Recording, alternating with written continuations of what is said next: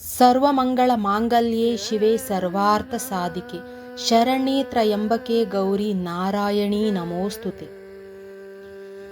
ನಮಸ್ಕಾರ ಸ್ನೇಹಿತರೆ, ನಾನು Nandini. Welcome to my YouTube channel. 35,000 kg ತೂಕದ 60 ಅಡಿ ಎತ್ತರದ ಪ್ರಪಂಚದಲ್ಲಿ ಅತಿ ಎತ್ತರವಾದ ಚಾಮುಂಡೇಶ್ವರಿ ವಿಗ್ರಹವಿರುವಂತಹ, ಹಾಗೆ 18 ಭುಜಗಳನ್ನು ಅಂದರೆ ಕೈಗಳನ್ನು ಹೊಂದಿರುವಂತಹ ಗೌಡ್ಗೆರೆ ಚಾಮುಂಡೇಶ್ವರಿ ದೇವಸ್ಥಾನಕ್ಕೆ ಇವತ್ತು ಬಂದಿದ್ದೀವಿ ಸ್ನೇಹಿತರೆ. ಇಲ್ಲಿನ ವಿಶೇಷತೆ ಏನು, ಇಲ್ಲಿಗೆ ಬಂದು ನಾವು ಅಮ್ಮನ ದರ್ಶನವನ್ನು ಪಡೆಯುವುದರಿಂದ ನಮಗೆ ಯಾವ ಯಾವ ಫಲಗಳು ಸಿಕ್ಕುತ್ತೆ, ಹಾಗೆ ಈ ದೇವಸ್ಥಾನದ ವಿಶೇಷತೆ ಏನು, ಈ ದೇವಸ್ಥಾನಕ್ಕೆ ನಾವು ಹೇಗೆ ಬಂದು ತಲುಪಬಹುದು ಅಂತ ಈ ವಿಡಿಯೋ ಮೂಲಕ ನಾನು ನಿಮಗೆ ತಿಳಿಸ್ಕೊಡ್ತಾ ಹೋಗ್ತೀನಿ. ನಾವು ದೇವಸ್ಥಾನದ ಒಳಗಡೆ ಹೋಗಬೇಕಾದ್ರೆ ಮೊದಲಿಗೆ ನಮಗೆ ಒಂದು ಗಣೇಶನ ವಿಗ್ರಹವನ್ನು ಇಡಲಾಗಿದೆ. ನಂತರ ಇಲ್ಲಿ ನೀವು ನೋಡ್ತಾ ಇರ್ಬೋದು ಕಾಲಭೈರವನ ವಿಗ್ರಹವನ್ನು ಇಟ್ಟಿದ್ದಾರೆ. ನಂತರ ಇಲ್ಲಿ ಶಿವಲಿಂಗವನ್ನು ನಾವು ನೋಡಬಹುದು. ಶಿವಲಿಂಗವನ್ನು ನೋಡಿ ನಾವು ಸ್ವಲ್ಪ ಮುಂದೆ ಹೋದರೆ ಇಲ್ಲಿ ತಾಯಿ ಚಾಮುಂಡೇಶ್ವರಿಯ ಮೂಲ ಸ್ಥಾನ, ಇಲ್ಲಿ ಮೂಲ ಅಮ್ಮನನ್ನು ನಾವು ನೋಡಬಹುದು. ಮೂಲ ಸ್ಥಾನದಲ್ಲಿ ಅಮ್ಮನವರು ನಮಗೆ ಈ ರೀತಿಯಾಗಿ ದರ್ಶನವನ್ನು ಕೊಟ್ಟರು.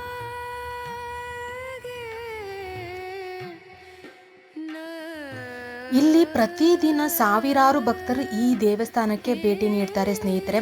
ತಮ್ಮ ಕಷ್ಟ ದುಃಖಗಳನ್ನು ಯಾವುದೇ ಆದರೂ ಕೂಡ ಅಮ್ಮನ ದರ್ಶನವನ್ನು ಪಡೆದರೆ, ಅವರ ಆಶೀರ್ವಾದವನ್ನು ಪಡೆದರೆ ಎಲ್ಲ ಸಮಸ್ಯೆಗಳಿಗೆ ಒಂದು ಪರಿಹಾರ ಸಿಕ್ಕುತ್ತೆ ಅನ್ನುವ ನಂಬಿಕೆಯಿಂದ ಇಲ್ಲಿ ಭಕ್ತಾದಿಗಳು ಸಾವಿರಾರು ಸಂಖ್ಯೆಯಲ್ಲಿ ಇಲ್ಲಿ ಬಂದು ಅಮ್ಮನ ದರ್ಶನವನ್ನು ಪಡಿತಾರೆ.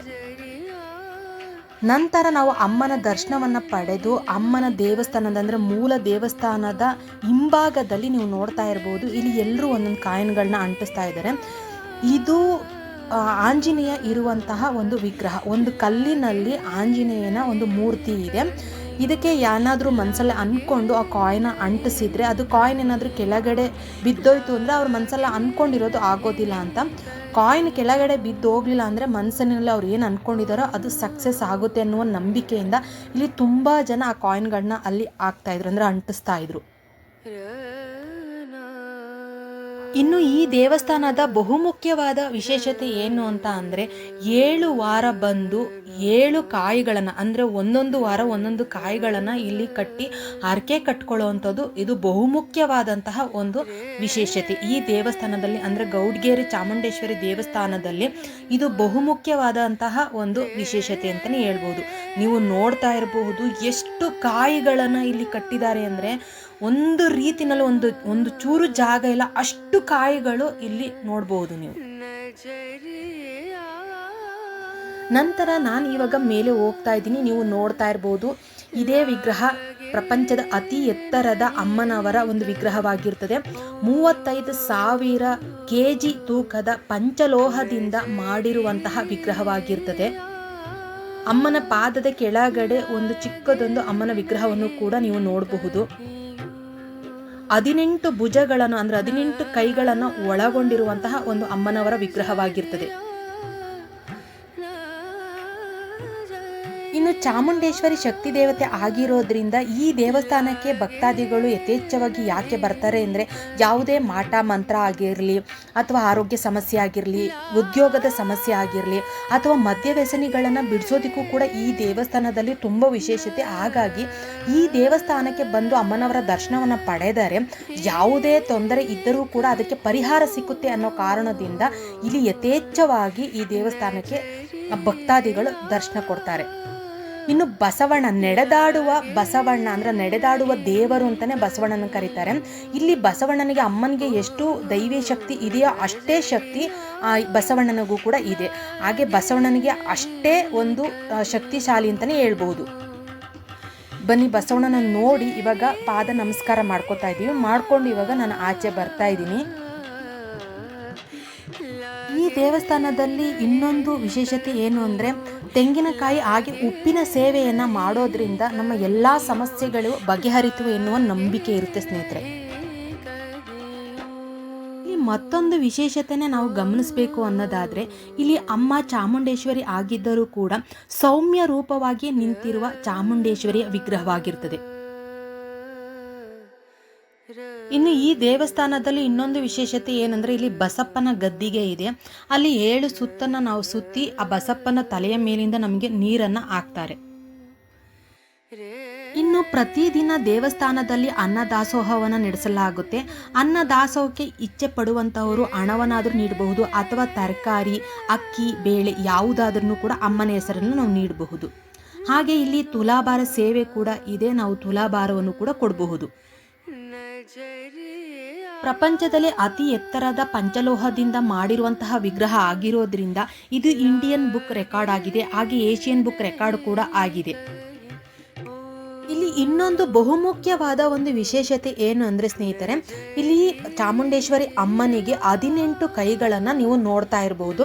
ಇಲ್ಲಿ 18 ಕೈಗಳನ್ನು ಯಾಕೆ ಮಾಡಿದ್ದಾರೆ ಅಂದರೆ, ಇಲ್ಲಿ 18 ಶಕ್ತಿ ಪೀಠಗಳ ದರ್ಶನವನ್ನು ಪಡೆದು ಆಶೀರ್ವಾದ ಏನು ನಮಗೆ ಸಿಕ್ಕುತ್ತೋ ಅಷ್ಟು ಒಂದು ಆಶೀರ್ವಾದ, ಚಾಮುಂಡೇಶ್ವರಿಯ ದರ್ಶನವನ್ನು ಪಡೆದರೆ ನಮಗೆ ಅಷ್ಟು 18 ಶಕ್ತಿಪೀಠಗಳ ಆಶೀರ್ವಾದ ಸಿಕ್ಕಂತೆ ಎನ್ನುವ ಅರ್ಥದಲ್ಲಿ ಇಲ್ಲಿ 18 ಭುಜಗಳನ್ನು ಅಮ್ಮನಿಗೆ ಮಾಡಿದ್ದಾರೆ.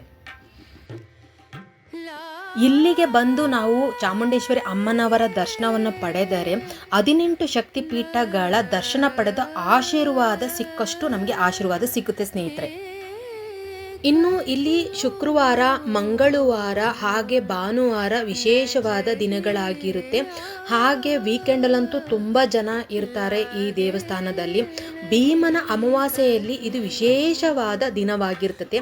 ಯಾಕೆ ಅಂದರೆ ಇದು ಮೂಲ ವಿಗ್ರಹ ಭೀಮನ ಅಮಾವಾಸ್ಯೆ ದಿನ ಸಿಕ್ಕಿರೋದ್ರಿಂದ ಇಲ್ಲಿ ಭೀಮನ ಅಮಾವಾಸ್ಯೆಯ ದಿನ ವರ್ಷಕ್ಕೆ ಒಮ್ಮೆ ಅಮ್ಮನನ್ನು ಅಭಿಷೇಕ ಅಂದರೆ ಭಕ್ತಾದಿಗಳೇ ಅಭಿಷೇಕ ಮಾಡುವಂತಹ ಅವಕಾಶವನ್ನು ಕೊಡ್ತಾರೆ ಭೀಮನ ಅಮಾವಾಸ್ಯೆಯ ದಿನ. ಇನ್ನು ಕಾರ್ತಿಕ ಮಾಸದ ಕೊನೆಯ ಕಾರ್ತಿಕ ದಿನಗಳಲ್ಲಿ ಇಲ್ಲಿ ವಿಶೇಷವಾದ ಪೂಜೆಯನ್ನು ನಡೆಸಲಾಗುತ್ತೆ ಅಮ್ಮನಿಗೆ. ಇನ್ನು ತಾಯಿ ಚಾಮುಂಡೇಶ್ವರಿಯ ಈ ವಿಗ್ರಹವನ್ನು 2021ರಲ್ಲಿ ಲೋಕಾರ್ಪಣೆಯನ್ನು ಮಾಡಲಾಗುತ್ತೆ.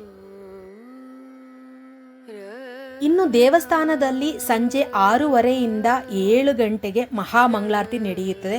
ಆಗ ಅಕ್ಷತೆ ಕಾಳನ್ನು ನಮ್ಮ ಕೈಯಲ್ಲಿ ಇಟ್ಕೊಂಡು 9 ಸುತ್ತು ಸುತ್ತಿ ಅಮ್ಮನ ಪಾದವನ್ನು ಮುಟ್ಟಿ ನಮಸ್ಕಾರವನ್ನು ಮಾಡಿ ನಮ್ಮ ಹಣೆಯನ್ನು ಅಮ್ಮನ ಬಲಭಾಗದ ಪಾದಕ್ಕೆ ನಾವು ಹಣೆಯನ್ನು ಮುಟ್ಟಿದರೆ ನಮ್ಮ ಎಲ್ಲ ಇಷ್ಟಾರ್ಥಗಳು ನೆರವೇರುತ್ತೆ ಎನ್ನುವ ನಂಬಿಕೆ ಇದೆ ಸ್ನೇಹಿತರೆ. ಇನ್ನು ಈ ದೇವಸ್ಥಾನಕ್ಕೆ ನಾವು ಹೇಗೆ ತಲುಪಬಹುದು ಅನ್ನೋದಾದರೆ, ನಾವು ಬ್ಯಾಂಗ್ಳೂರಿಂದ ಹೋಗೋದಾದರೆ ಇದು ಚನ್ನಪಟ್ಟಣಕ್ಕೆ ಹೋಗಿ ಚನ್ನಪಟ್ಟಣದಿಂದ 15 ಕಿಲೋಮೀಟ್ರ್ ಗೌಡಗೆರೆ ಇದೆ. ನಾವು ಒಳಗಡೆ ಹೋಗಬೇಕಾಗುತ್ತೆ. ಓನ್ ವೆಹಿಕಲಲ್ಲಿ ಹೋದರೂ ಹೋಗಬಹುದು, ಅಥವಾ KSRTC ಬಸ್ಸು ಕೂಡ ಸಿಗ್ತವೆ, ಬಸ್ಸಲ್ಲೂ ಕೂಡ ನಾವು ಹೋಗ್ಬೋದು.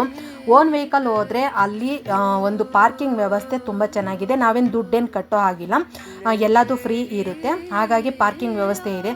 ಇನ್ನು KSRTC ಬಸ್ಸಲ್ಲೂ ಕೂಡ ನಾವು ಹೋಗ್ಬೋದು ಸ್ನೇಹಿತರೆ. ಇನ್ನು ಬ್ಯಾಂಗ್ಳೂರಿಂದ ಒಂದು 90 ಕಿಲೋಮೀಟ್ರ್ ಆಗುತ್ತೆ ಗೌಡಗೆರೆಗೆ.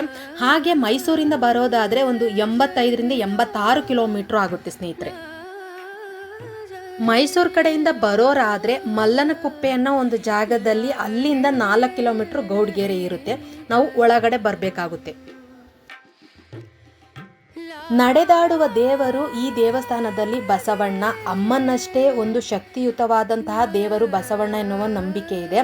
ಬಸವಣ್ಣನ ಹತ್ರ ನಾವು ಪ್ರಶ್ನೆಯನ್ನು ಕೂಡ ಕೇಳಬಹುದು. ಹಾಗೆ ಇಲ್ಲಿ ತಾಳೆಗರಿಯನ್ನು ನೋಡಿ ಇಲ್ಲಿ ನಮ್ಮ ಸಮಸ್ಯೆಗಳಿಗೆ ಪರಿಹಾರವನ್ನು ಹೇಳ್ತಾರೆ. ಏನು ಚಾಮುಂಡೇಶ್ವರಿಯ ವಿಗ್ರಹ ಇದೆ ಅದರ ಕೆಳಭಾಗದಲ್ಲಿ ಒಂದು ಮ್ಯೂಸಿಯಂನ ಇಟ್ಟಿದ್ದಾರೆ. ಇಲ್ಲಿ 15 ವರ್ಷದೊಳಗಡೆ ಇರುವಂತಹ ಮಕ್ಕಳಿಗೆ ಎಲ್ಲರಿಗೂ ಫ್ರೀ ಇರುತ್ತೆ. ಅದರ ಮೇಲೆ ಇರುವಂಥವರಿಗೆ 50 ರೂಪಾಯಿ ಟಿಕೆಟನ್ನು ತಗೊಂಡು ನಾವು ಒಳಗಡೆ ಹೋದರೆ ತುಂಬ ಅದ್ಭುತವಾಗಿದೆ ಸ್ನೇಹಿತರೆ. ಇಲ್ಲಿ ನೀವು ನೋಡ್ತಾ ಇರಬಹುದು, ಇವು ಯಾವುದನ್ನೇ ಒಂದು ಸ್ಟ್ಯಾಚ್ಯೂಗಳನ್ನ ಮುಟ್ಟಬಾರ್ದು ಅಂತ ಇಲ್ಲಿ ಒಂದು ಬೋರ್ಡನ್ನು ಹಾಕಿದ್ದಾರೆ. ಇಲ್ಲಂತೂ ಜನ್ನ, ರನ್ನ, ಪಂಪ, ಕುಮಾರವ್ಯಾಸ ಪ್ರತಿಯೊಬ್ಬರೂ ಕೀರ್ತಿ ಪರಂಪರೆ, ದಾಸ ಪರಂಪರೆ, ಸಪ್ತ ಋಷಿಗಳು, ಸಪ್ತ ಮಾತೃಕೆಯರು, ಸಪ್ತ ನದಿಗಳು ಪ್ರತಿಯೊಂದೂ ಕೂಡ ಈ ಮ್ಯೂಸಿಯಮ್ಮಲ್ಲಿ ನಾವು ನೋಡ್ಬೋದು ಸ್ನೇಹಿತರೆ. ತುಂಬ ಅದ್ಭುತವಾಗಿದೆ. ಮಕ್ಕಳಿಗಂತೂ ಒಳ್ಳೆ ಎಂಟರ್ಟೈನ್ಮೆಂಟ್ ಅಂತೂ ಸಿಕ್ಕುತ್ತೆ. ಒಂದು ರೀತಿ ನಿಜವಾಗ್ಲೂ ಒಂದು ಹಿಸ್ಟ್ರಿನೇ ಓಪನ್ ಆಗುತ್ತೆ ಈ ಮ್ಯೂಸಿಯಮ್ಗೆ ಹೋದರೆ.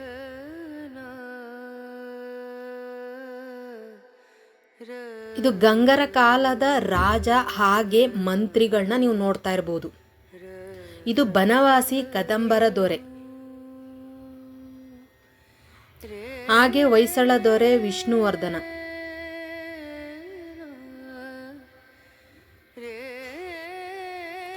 ಎಲ್ಲ ರಾಜರುಗಳನ್ನ ಇಲ್ಲಿ ಇಟ್ಟಿದ್ದಾರೆ ಸ್ನೇಹಿತರೆ. ಇದು ಕಿತ್ತೂರು ರಾಣಿ ಚೆನ್ನಮ್ಮ, ಹಾಗೆ ಸಂಗೊಳ್ಳಿ ರಾಯಣ್ಣ, ಇನ್ನು ಶಂಕರಾಚಾರ್ಯರು, ಮಧ್ವಾಚಾರ್ಯರು, ಹಾಗೆ ರಾಮಾನುಜಾಚಾರ್ಯರು,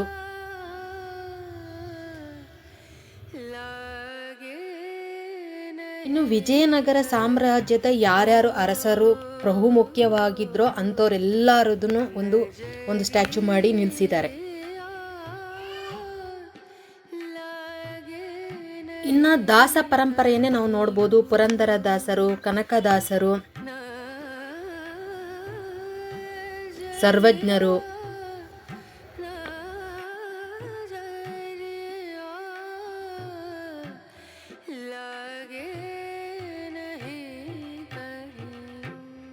ಇನ್ನು ನೀವು ನೋಡ್ತಾ ಇರುವಂತಹ ಚಿತ್ರಣದಲ್ಲಿ ಒನಕೆ ಓಬವ್ವನ ಚಿತ್ರಣವನ್ನ ಮಾಡಿ ಇಟ್ಟಿದ್ದಾರೆ. ತುಂಬಾ ಅದ್ಭುತವಾಗಿ ಮಾಡಿ ಇಟ್ಟಿದ್ದಾರೆ ಸ್ನೇಹಿತರೆ.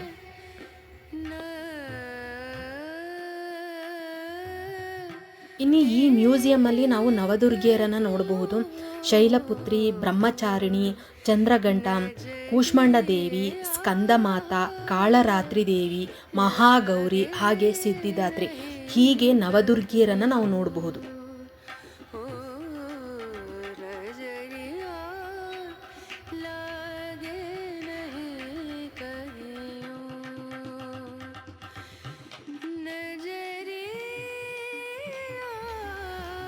ಮತ್ತೆ ಇನ್ನೊಂದು ವಿಶೇಷತೆ ಏನಂದ್ರೆ, ನೀವು ನೋಡ್ತಾ ಇರ್ಬೋದು, ಕೈಲಾಸದಲ್ಲಿ ಶಿವ ಪಾರ್ವತಿ ಹೇಗೆ ಇರ್ತಾರೋ ಹಾಗೆ ಇಲ್ಲಿ ಮಾಡಿ ಇಟ್ಟಿದ್ದಾರೆ.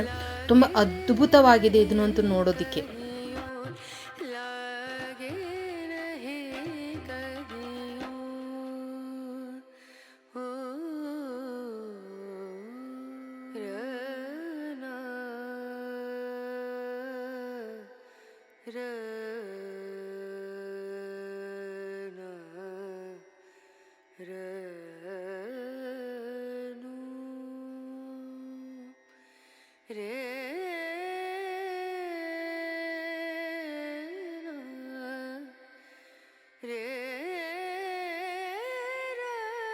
ಇದು ನೀವೇನು ನೋಡ್ತಾ ಇದ್ದೀರಿ, ಇದು ನಮ್ಮ ಚಂದ್ರಯಾನ ಯಾವಾಗ ನಮ್ಮದು ಸಕ್ಸಸ್ ಆಯಿತೋ ಅಲ್ಲಿ ಹೋಗಿ ಚಂದ್ರಲೋಕದಲ್ಲಿ ಹೇಗೆ ಇಳೀತು ಅನ್ನೋದನ್ನ ಇಲ್ಲಿ ತೋರಿಸಿದ್ದಾರೆ.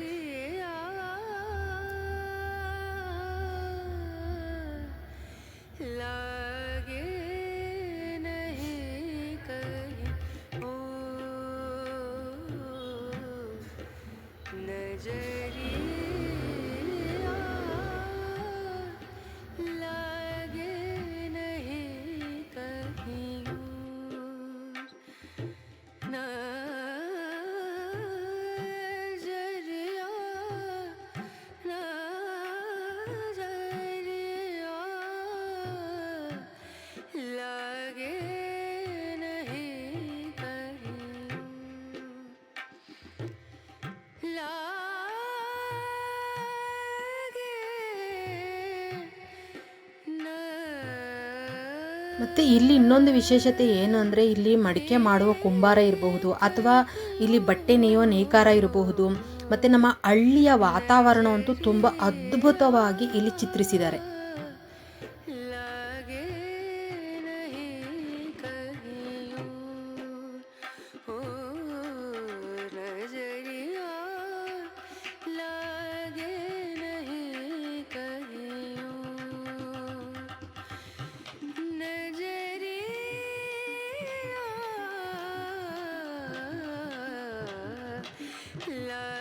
ನಾವು ದವಸ ಧಾನ್ಯಗಳನ್ನು ಅಳೆಯೋದಕ್ಕೆ ಸೇರು, ಅಚ್ಚೇರು, ಪಾವು, ಚಟಾಕು ಹೀಗೆ ಇಟ್ಕೊಳ್ತಾ ಇದ್ದೋ. ಆದರೆ ಇತ್ತೀಚಿನ ದಿನಗಳು ಇದೆಲ್ಲ ಕಣ್ಮರೆ ಆಗ್ತಾಯಿತ್ತು. ಇವಾಗೆಲ್ಲ KG ಗಟ್ಟಲೆ ತೂಕ ಮಾಡಿ ಮಿಷಿನಲ್ಲಿ ಕೊಟ್ಬಿಡ್ತಾರೆ. ಅದನ್ನು ಕೂಡ ನಾವಿಲ್ಲಿ ನೋಡ್ಬೋದು, ತುಂಬಾ ಅದ್ಭುತವಾಗಿದೆ.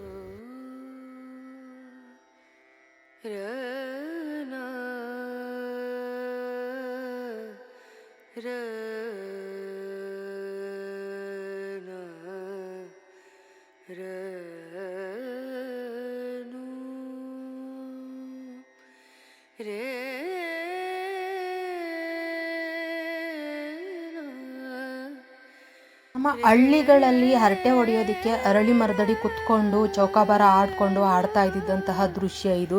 ತುಂಬಾ ಅದ್ಭುತವಾಗಿದೆ.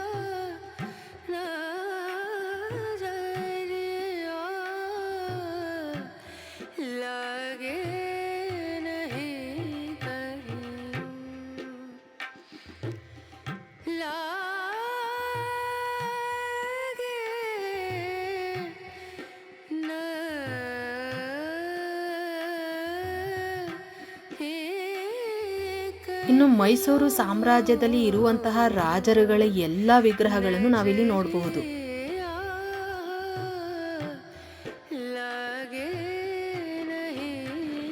ಸಪ್ತ ನದಿಗಳನ್ನು ಕೂಡ ಇಲ್ಲಿ ಮಾಡಿ ಇಟ್ಟಿದ್ದಾರೆ. ತುಂಬಾನೇ ಅದ್ಭುತವಾಗಿದೆ. ಹಾಗೆ ನಮ್ಮ ಕಾವೇರಿ ನದಿಗೆ ಒಂದು KRS ಡ್ಯಾಮ್ ಹೇಗೆ ಕಟ್ಟಿದ್ದಾರೆ ಅನ್ನೋದನ್ನು ಕೂಡ ಇಲ್ಲಿ ಮಾಡಿ ಇಟ್ಟಿದ್ದಾರೆ.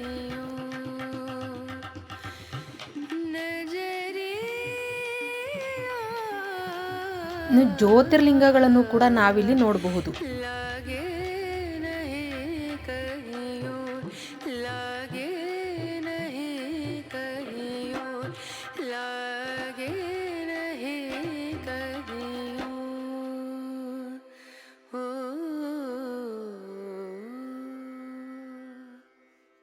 ಈಗ ನೀವು ಏನು ನೋಡ್ತಾ ಇದ್ದೀರಿ, ಇವರೆಲ್ಲ ಸಪ್ತ ಋಷಿಗಳನ್ನ ಮಾಡಿಟ್ಟಿದ್ದಾರೆ.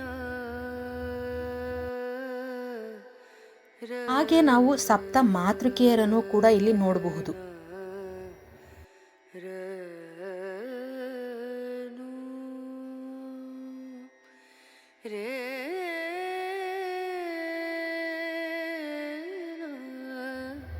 ನಡೆದಾಡುವ ದೇವರು ಅಂತಲೇ ಹೆಸರುವಾಸಿಯಾಗಿದ್ದಂತಹ ನಮ್ಮ ಶಿವಕುಮಾರ ಸ್ವಾಮೀಜಿಯವರು ನೋಡಬಹುದು. ಹಾಗೆ ಬಾಲಗಂಗಾಧರನಾಥನ ಸ್ವಾಮೀಜಿಯವರು ನೋಡಬಹುದು.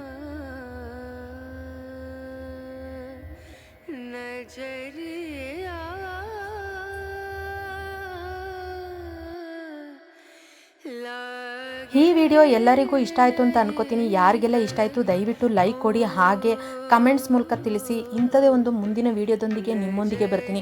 ದಯವಿಟ್ಟು ಯಾರೆಲ್ಲ ಸಬ್ಸ್ಕ್ರೈಬ್ ಆಗದಲ್ಲೇ ವಿಡಿಯೋ ನೋಡ್ತಾ ಇದ್ದೀರಿ, ದಯವಿಟ್ಟು ಸಬ್ಸ್ಕ್ರೈಬ್ ಮಾಡ್ಕೊಂಡು ವಿಡಿಯೋ ನೋಡಿ ಅಂತ ಹೇಳ್ತಾ ವಿಡಿಯೋನ ಮುಗಿಸ್ತಾ ಇದ್ದೀನಿ.